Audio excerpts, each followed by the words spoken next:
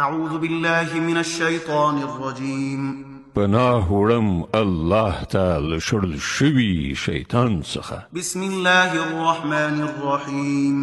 د الله په نوم چې ډېر زیات مهربان پوره رحم لرونکی دی. الله لا إله إلا هو الحي القيوم لا تأخذه سنة ولا نوم له ما في السماوات وما في الأرض من ذا الذي يشفع عنده إلا بإذنه يعلم ما بين أيديهم وما خلفهم ولا يحيطون بشيء من علمه إلا بما شاء وسع كرسيه السماوات والأرض ولا يؤوده حفظهما وهو العلي العظيم.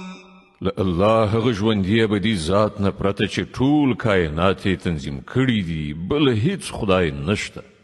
هغه نه ویده کیږي او نه پریشانی پرې راځي. په ځمکې او اسمانونو کې چې هر څه دي د هغه دي. څوک دی چې د هغه په وړاندې د هغه له اجازې پرته سپارښت وکړای شي؟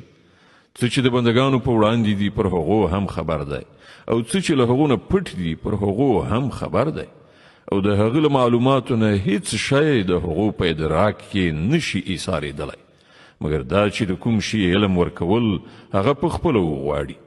د هغه حکومت پر آسمانونو او ځمکه خور شوی دی او د هغو ساتنه د هغه لپاره کوم ستومانونکی کار نه دی.